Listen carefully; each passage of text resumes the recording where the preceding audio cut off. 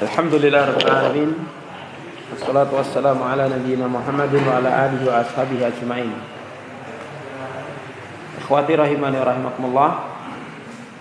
Barangkali kita selesaikan saja di halaman 48 ini tentang beberapa contoh jual beli yang terlarang. Untuk materi ujian kita nanti sampai halaman 48 ini ya, dari kitab Siam ya, karena mid semester kemarin sampai bab zakat ya kan. Berarti nanti untuk ujian kali ini kitab Siam, kitabul hajj, kemudian kitabul buyu sampai halaman 48 ya.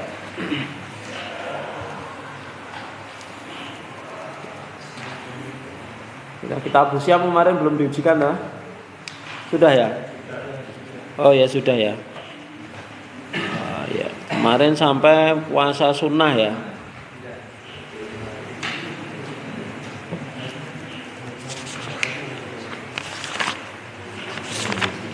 Intinya yang sudah kita ujikan di mid semester ya kita tidak ujikan lagi. Kita anggap cukup.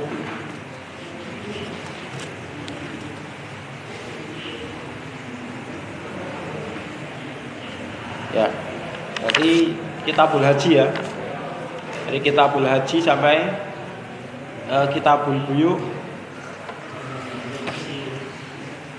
Dan zakat sudah, siam sudah.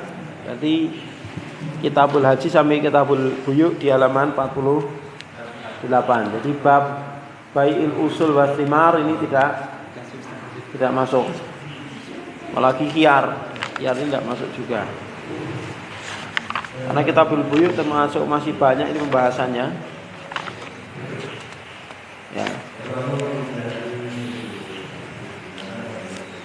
Ya, melanjutkan pembahasan kemarin. Di antara contoh-contoh jual beli yang terlarang adalah apa? Jual beli yang ada unsur riba. Ada unsur riba. Di antaranya adalah jual beli inah. Jual beli inah. Jadi jual beli inah itu adalah jual beli yang tujuannya untuk sebenarnya utang piutang, tapi dengan sarana jual beli. Maka para ulama ada yang membedakan antara inah dan tawarruk. Ya, ada tawarruk. Kalau inah itu berlaku antara dua pihak. Tapi kalau tawarruk itu tiga pihak. Contoh misalnya Pak Bambang menjual barang kepada Pak Marimo secara tempo.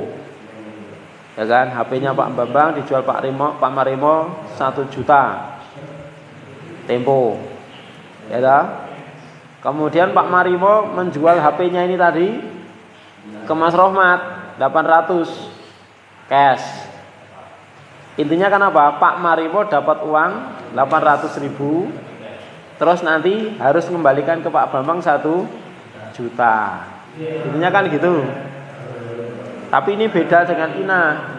Walaupun itu mukhtalaf ya, diperselisihkan oleh banyak ulama, tapi di situ dikuatkan ya, sebagian ulama membolehkan tentang masalah itu, masalah namanya tawarruk. Seperti kalau ulama sekarang Syekh Fauzan itu membolehkan masalah tawarruk ya.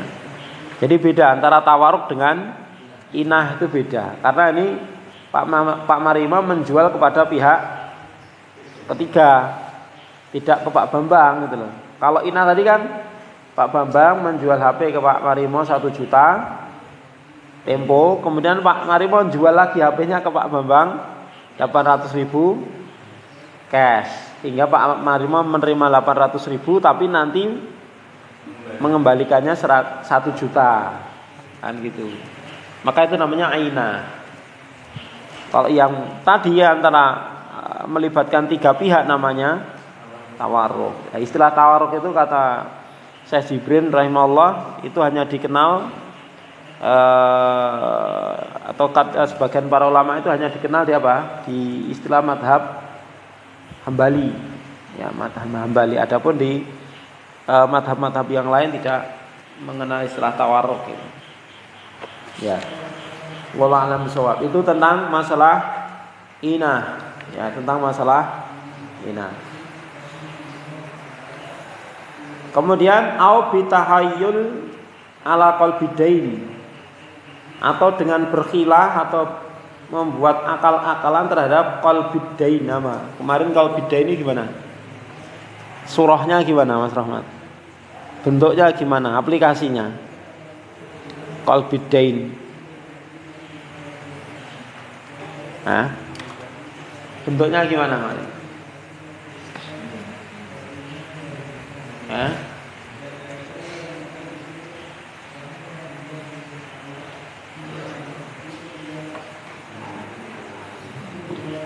Surahnya gimana?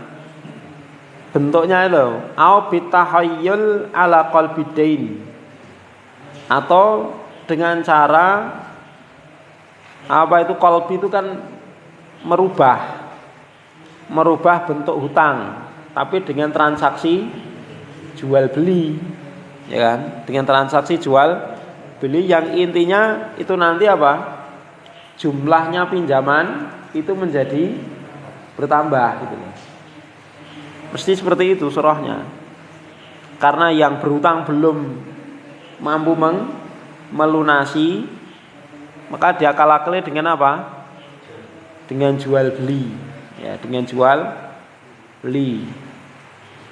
Ya, ini saya punya barang, kamu jual dengan harga sekian untuk melunasi hutangku. Nah, hutang yang pertama selesai, tapi kan dia punya hutang untuk membayar barang yang kedua dengan harga yang lebih mahal, ya kan? Misalnya tadi Pak Buddha ini contohnya gini, Pak Bambang sama Pak Marimo, ya ini kita buat contoh ini biar lebih jelas gitu ya. Tok men apa lakon ini, ada lakon ini. Jadi Pak Marimo berhutang pada Pak Bambang 1 juta. Jatuh tempo Pak Marimo belum bisa bayar. Ya. Jatuh tempo belum bisa bayar. Maka caranya Pak Bambang punya HP, ya kan? Punya HP. Nah, maka HP ini saya punya barang, dan memang Pak Bambang nggak butuh HP itu, ya. Nggak butuh HP itu. Ini tolong dijual, ya, dijual.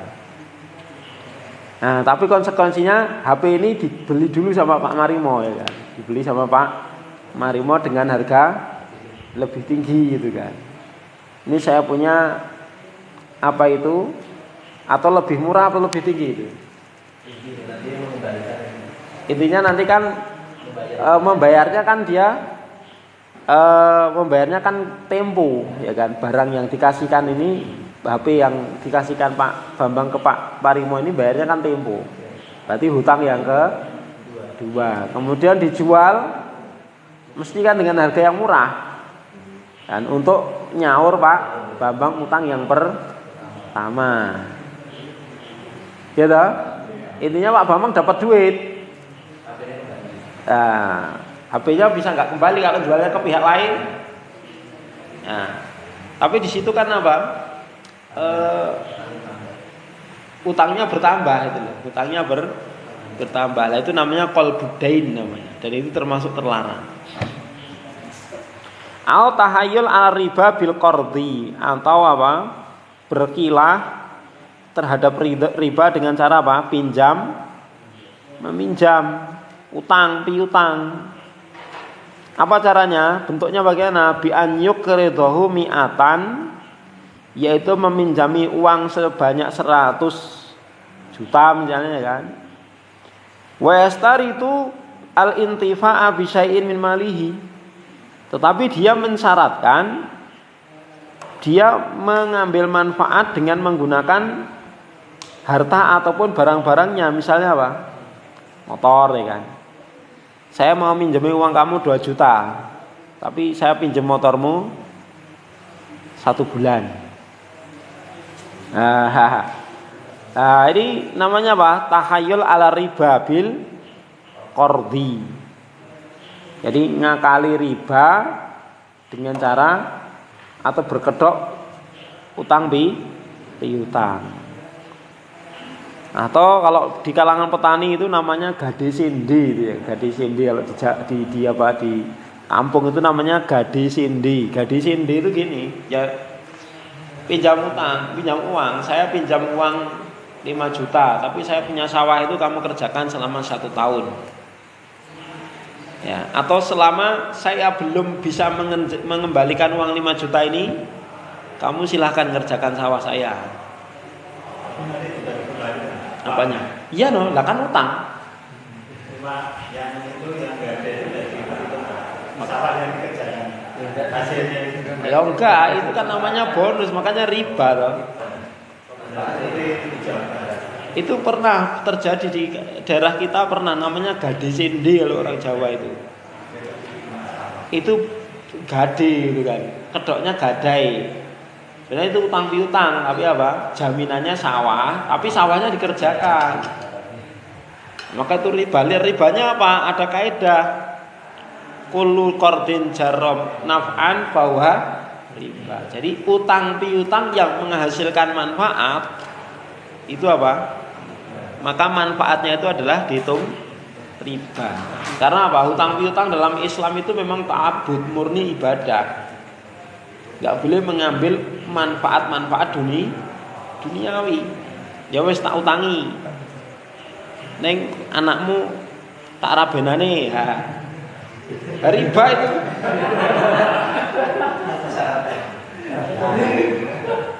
Jadi riba itu ya kan.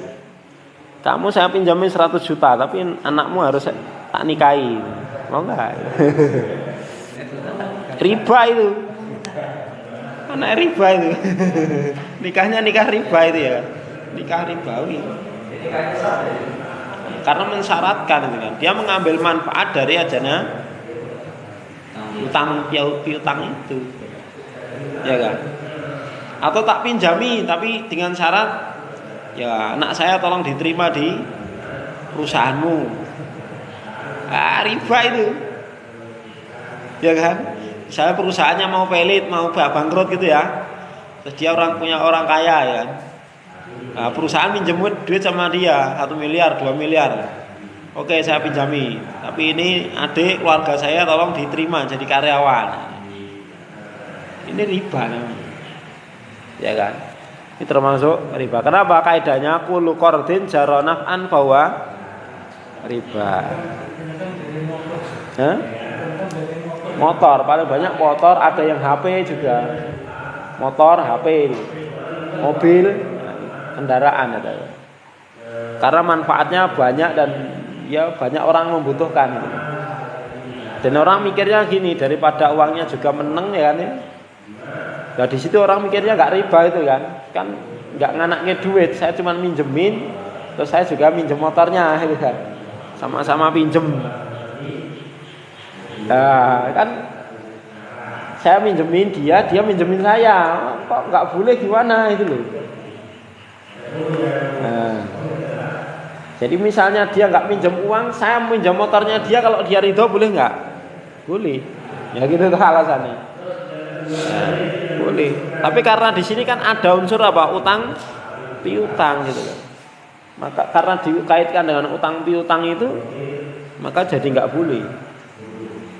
Ya. Maka karena itu ada manfaat lain yang dihasilkan karena apa? Sebab utang piutang. Ya. Yang gimana? Itu surahnya gimana ini? Saya belum pulang gade kan. Nek di pemerintah yang apa itu, yang konvensional itu biasanya jelas riba, biasanya pakai bunga pakai bunga itu langsung sekian persen gitu. Cuman jaminannya itu benda gitu ya. Kalau di bank konvensional kan jaminannya sertifikat, BPKB itu ya. Kalau di Gadian itu kan jaminannya benda gitu. Kalau misalkan beli mobil, ya. Kok boten jenengan mawon? Misalnya saya beli mobil. Oh, lah iya, contohnya saya saja. Ya, ya. Beliau nggak punya uang untuk mencukupi itu. Dia pinjam Pak Marimo. Misalkan dari mobilnya depan ini dihargai 20 juta. Tapi Pak Bambang ngangsur sekian bulan. Tapi kalau nggak ngangsur atau nggak kredit itu harganya di bawahnya. Tapi yang tawar-tawar sama jualan harganya yang menentukan dari Pak Marimo itu termasuk itu. Harus dibeli dulu untuk memiliki ya. Maksudnya gimana itu? Saya yang punya uang. Nanti Pak Bambang ngangsurnya ke pihak ketiga. Ya nggak apa-apa. Yang penting nanti kan Pak Marimo sudah baik, sudah sama Mas Gilvan sudah jual beli sah, ya kan? Dan barang sudah di tangan Pak Marimo. Terus Pak Marimo buat akad dengan Pak Bambang, nggak apa-apa. Udah itu nggak apa-apa. Yang salah itu kalau gini, Pak Bambang langsung transaksi sama Mas Zulfan, kemudian yang membayar Pak Marimo, terus barang langsung serahkan Pak Bambang, terus Pak Bambang langsungnya ke Pak Marimo. Lah itu leasing namanya gitu. Leasing. Itu nggak boleh. Lah ya. Tapi kalau misalnya apa? Barang sudah menjadi miliknya Pak Marimo, ya kan? Sudah dibayar Mas Zulfan, barang sudah kopet sudah serah terima ke Pak Marimo, terus baru Pak Marimo membuat akad dengan Pak Bambang dengan cara apa? Misalnya dari Mas Zulfan 20 juta, beliau menjual ke Pak Bambang 25 juta tempo, nggak apa-apa. Ya kan? Itu enggak apa-apa. Pak Bambang tadi langsung ngambilnya dari Mas Zulfan ya? Ya nggak boleh. Nggak boleh. Kan transaksinya Pak Bambang kan dengan Pak Marimo, maksudnya bukan bukan Mas Zulfan. Itu loh masalahnya gitu. Maksudnya sudah putus kita bayar. Ya kan harus serah terima dengan yang membeli dulu. Terus Pak Bambang akadnya dengan Pak Marimo, serah terimanya dengan Pak Marimo. Serah terimanya. Jadi misalnya berarti motornya mobilnya menggokan itu nggak boleh. Ya harus pindah tempat dulu. Harus pindah tempat ke tempat pemilik. Ya harus pindah tempat ke tempatnya pemilik. Baru pembeli yang kedua transaksi dengan pemilik yang kedua. Seperti itu.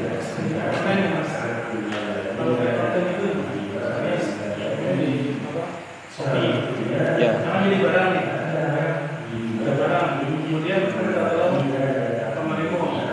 Kemudian transaksi ke Shopee.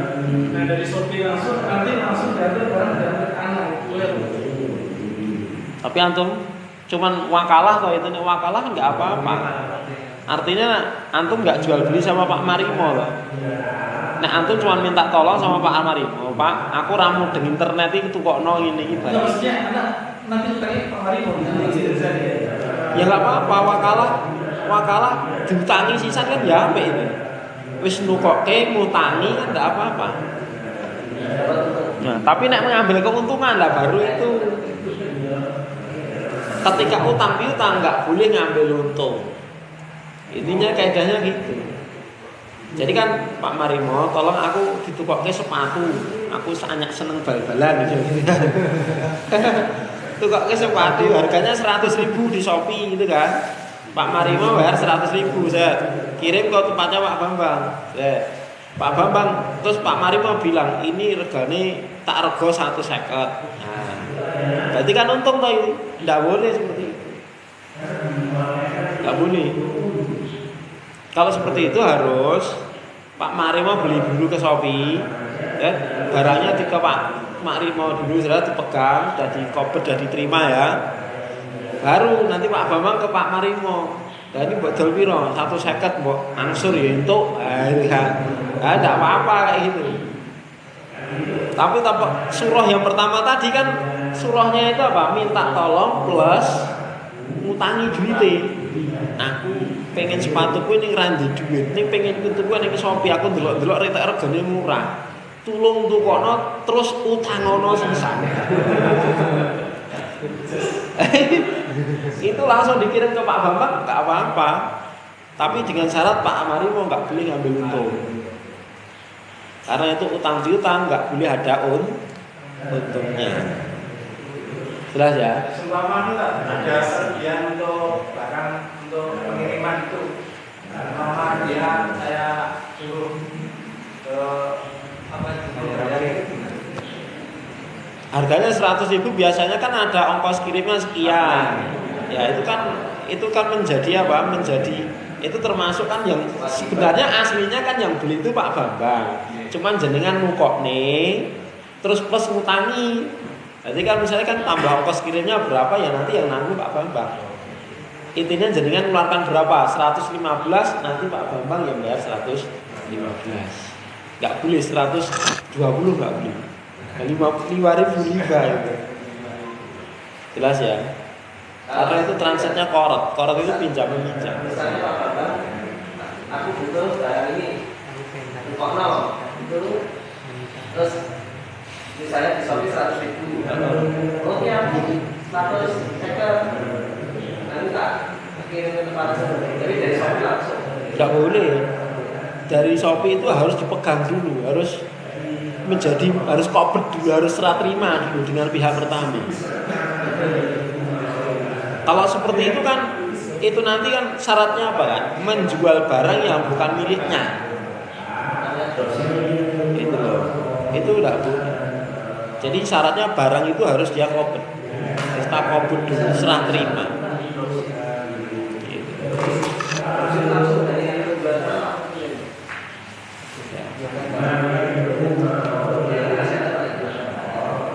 Itu mungkin banyak praktek terjadi seperti itu ya.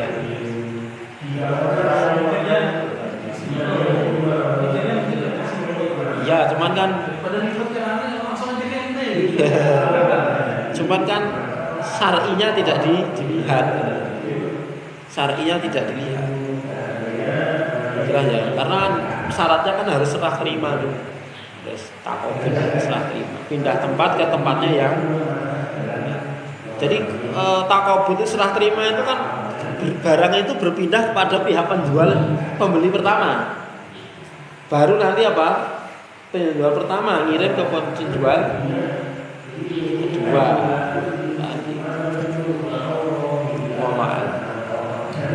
Lanjut dulu. Ya. Terus ini mengulang ya, kemarin sudah kita baca, cari cepet. Wa minat tahayul termasuk akal-akalan juga bai'u khili fiddatin ma'ahu ghairuhu bi fiddatin. Menjual perhiasan perak tapi bersamanya itu ada barang yang lain dijual dengan perak.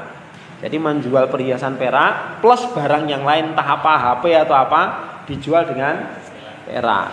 Berarti ada tambahan itu namanya riba. Au mudda ajwatin atau muddi ajwatin wa dirhamin bidirhamin. Atau 1 mud kurma ajwa ditambah 1 dirham. Ya, 1 dirham uang dijual dengan 1 dirham.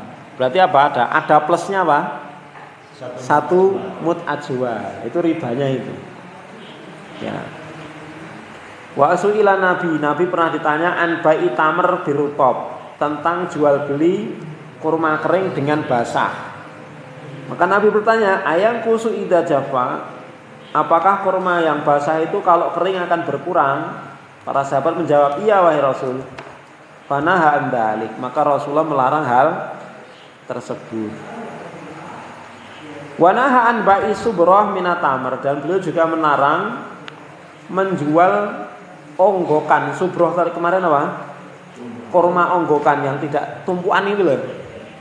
Ya, karungan atau pokoknya nggak tahu ukurannya itu lah, borongan. La yu'lamu makiluhu, yang tidak ketahui apa? Takarannya berapa? Bil kailil musamma minatamer, ditukar atau dibeli dengan takaran yang musamma. Musamma itu diketahui. Ya, dengan jumlah tertentu dari kurma, maka ini juga tidak boleh. Ya kan? Kenapa? Dulu ada kaidah apa? Al-jahlu bi tasawi. Terus?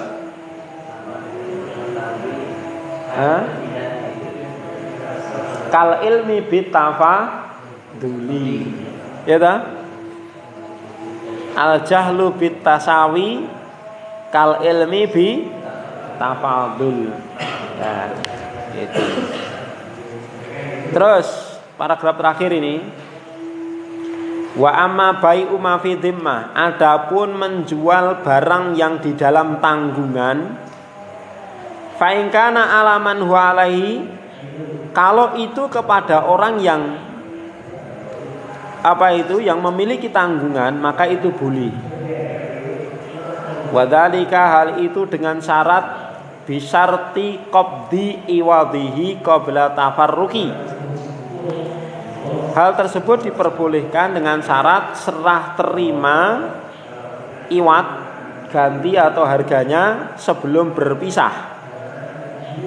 Liqauli sallallahu alaihi wasallam, berdasarkan sabda Nabi, la ba'sa an ta'khudaha bi si'ri yaumiha ma lam tatafarraqa wa bainakuma syai'un. Rawahul khamsatu. Wa in kana ala ghairihi la yasihhu li annahu minal gharar. Ya. Adapun jual beli barang yang ada dalam tanggungan orang lain,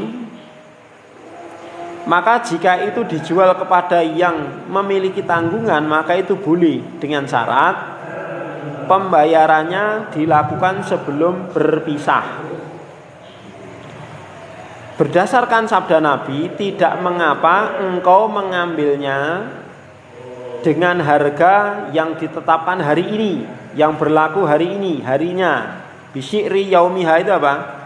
Dengan harga yang berlaku pada hari tersebut. Malam yatafarraqa, sebelum kalian berdua apa? Berpisah. Wa bainakuma syai'un, dan antara kalian berdua tidak ada masalah, saling sepakat. Dan jika kepada selainnya, selain orang yang bertanggung jawab atau yang memiliki tanggungan, maka enggak boleh. Jadi ke pihak ketiga enggak boleh. Li'annahu minal gharar, karena di situ ada gharar. Bagaimana ini bentuknya? Misalnya gini. Contoh lagi ya, Pak Bambang sama Pak Arimo. Lakonnya ganti ora iki? Enggak usah aja ya. Nah, wis. Jadi lakon no. Pak Bambang sama Pak Marimo ya. Ya. Pak Bambang punya hutang ke Pak Marimo. Ya kan, punya hutang ke Pak Marimo berupa apa misalnya? Uang $10 misalnya. Punya utang $10. Yang punya utang siapa? Pak Bambang. Yang punya piutang Pak Marimo ya. Nah, dulu utangnya pakai dolar karena Pak Bambang mau ke Amerika misalnya. Ya, uangnya dolar, utangnya $10. Nah, sekarang mungkin dolar naik itu kan, dolar naik. Dolarku bayaran semene rupiah ya, tukar rupiah nggak apa-apa, ya kan? Itu namanya apa? Menjual dolar dengan rupiah. Itu tidak mengapa. Yang penting apa? Pak Marimo jualnya ke Pak Bambang. Pak Bambang, ini $10 yang kamu pinjam ini aja, jenengan bayar. Sekarang berapa dolar itu? 15.000 ya. Berarti 150.000 Pak. Rasah nek jenengan jualan di dolar apa-apa, yang penting pun niku 150.000 hari ini. Boleh, dengan syarat apa? Bayarnya sekarang sebelum pisah. Boleh.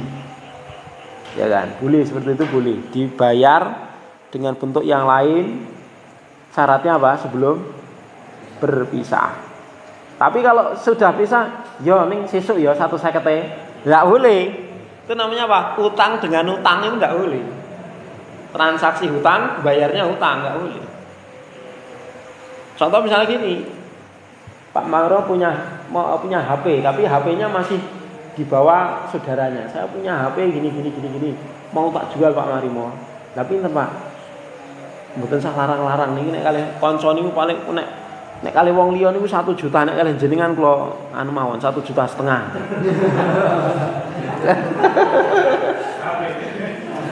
Lah kan mergo kanca. Kudune karo kanca iki diokehi lah. Masa malah. Ini kalih wong liya 1 juta, Pak. Ning kalih jenengan nggih kanca apik niku lho dol 1,5 juta mawon. Nggih, enggak apa-apa. Speknya gimana? Ini lho fotonya enten iki. Nah. Ini speknya apik nih. Nggih, enggak apa-apa ning nggih. Duite sesuk nggih. Sisan jenenge HP-ne ndak boleh. Jadi itu namanya apa? Hutang dengan hutang. Transaksi hutang dengan hutang ndak boleh. Ya. Paham itu? Kan HP-nya belum ada, kan masih hutang berarti. Transaksinya berlaku sudah nggih, deal ya, deal. Berarti kan Pak Bambang enggak boleh menjual HP-nya ke pihak lain. Nah, tapi berarti kan utang HP ke Pak Marimo. Pak Marimo juga belum bayar. Tapi kalau misalnya deal, langsung tak bayar, HP-nya besok nggak apa-apa. Kan salah satu cash yang salah satu utang nggak apa-apa. Jelas ya? Atau HP-nya duluan, uangnya besok nggak apa-apa. Niki HP-nya jangan pegang dulu, uangnya besok nggak apa-apa. Nah, nggak apa-apa seperti ini. Tapi kalau HP-nya besok, duitnya ya besok nggak boleh. Tapi itu dia mengadakan akad. Iya, mau mengadakan akad dengan deal itu kan berarti kan HP-nya Pak Bambang nggak boleh dijual ke pihak lain, sudah jadi milik jenengan. Tapi kan belum ada HP-nya. Utang karo utang. Jadi kalau misalnya kasusnya sebelum berpisah kok sudah terjadi deal, terus tidak menyerahkan tadi uangnya 150.000, berarti kan utang karo utang. Nggih, mboten napa nggih, tapi sesuk nggih 150. Berarti kan utang dibalas utang, itu tidak boleh. Boleh dengan syarat sebelum berpisah apa? Sudah menyerahkan itu iwatnya. Terus kasusnya yang tadi itu biasanya DP. gimana? Ya kalau barangnya sudah ada nggak apa-apa, nih barangnya belum ada nggak boleh. Ya kan? Yang penting barangnya sudah ada. Nah, barangnya kan sudah ada. Barangnya sudah ada, sudah serah terima. Tapi dititip niki kalau titip nang mriki riyen enggak apa-apa. Saya tinggal uang, saya titip dulu di sini, kan sudah serah terima. Namanya titip. Sehingga apa? Yang menjual itu sudah lepas, ini bukan milik saya gitu kan. Jelas ya? Jadi kalau jualan modal gambar itu nggak boleh. Gimana? Saya punya barang, tapi dalam bentuk gambar. Saya ini namanya dari Mas Bukan. Ya. Antara Pak Bambang. Itu barang yang di Indonesia 1 juta. Ya. Terus, yo, besok tak kirim barang besok itu berarti nggak boleh. Ya kan utang sama utang itu. Itu kan utang sama utang. Ya kan? Nah itu kan prakteknya.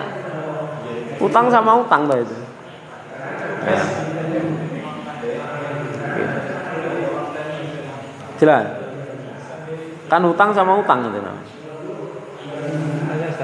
Kan saya mau saat kan saat kemarin beli susu ke saya, yang jualan susu kan bapak saya. Jadi kemudian malamnya saat Mas besok saya susu 1 kerdus gitu kan. Gitu. Terus anak kan lomba susunya, anak tinggalnya di sini, bapak saya di Karanganyar. Susunya anak baru ngambil ke Karanganyar.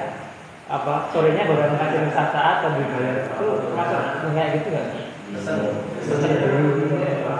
Oh iya, gitu. Barangnya bukan punya saya, itu punya bapak saya gitu. Jadi saya ngambilin karangnya dulu. Bawa ke sini baru dibayar di sini. Ya kalau bisa ketika itu juga langsung dibayar. Nah, termasuk WA itu kan berpisahnya, kalau kata Ustadz Irwandi itu ketika HP mati itu berpisah.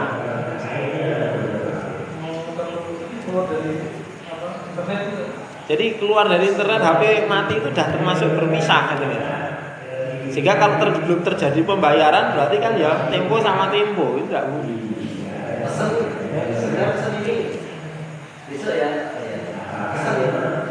Berarti tidak terjadi transaksi jual beli itu. Transaksinya berarti pas ketemunya itu. Nah, kalau pas akadnya pas ketemu itu kan beda lagi. Artinya kan si pemilik barang masih berkesempatan untuk menjual ke pihak lain. Ya kan? Itu beda. Nek COD itu kan rata-rata itu sudah deal itu. Sehingga nggak mau pihak apa itu barangnya kan dikembalikan, nggak mau. Rata-rata suruh bayar. Ya kan? Wah. Kaidahnya pokoknya itu. Jadi nggak boleh utang dengan utang. Itu namanya apa? Kali bil kali. Nanti antum buka internet, jual beli kali bil kali itu. Utang dengan utang. Nah, adapun jika dijual ke pihak lain tidak boleh. Contoh, misalnya apa? Pak Marimo butuh duit tadi ke ya, Pak Bambang belum punya. Yang punya Sator Cahya punya. Aku duwe piutang $10 Pak Bambang. Ini kan dolar mundak jan tekan 15.000 wis bayaran 14.000 tadi Pak 140.000. Nah, ning niku nagih yang Pak Bambang. Nah, itu tidak boleh. Kenapa? Itu ada gorornya. Karena apa? Ibaratnya menjual barang yang belum nyata. Ya kan? Barang yang belum nyata. Makanya barang-barang harta yang di dalam utangan orang lain itu enggak dijakati. Kenapa? Walaupun dia sudah nisab, sudah haul, tapi ada di utang orang itu loh. Nah, itu tidak dizakati. Kan sudah kita bahas ya. Itu tidak wajib zakat karena apa? Dia tidak memegang jelas kembali atau enggak gitu loh. Nah, gitu. Kan masih ada kemungkinan itu tidak kembali. Maka syaratnya zakat kan barangnya betul-betul sudah dimiliki sempurna. Tamamul milki itu kan. Syaratnya gitu. Sudah menjadi miliknya secara sempurna. Ya, sampai sini ikhwah.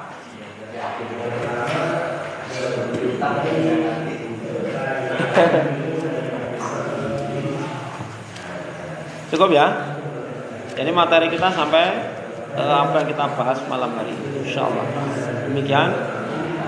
Wallahu a'lam bishawab. Shallallahu alaihi Muhammad. Alhamdulillahirabbil alamin. Assalamualaikum warahmatullahi wabarakatuh.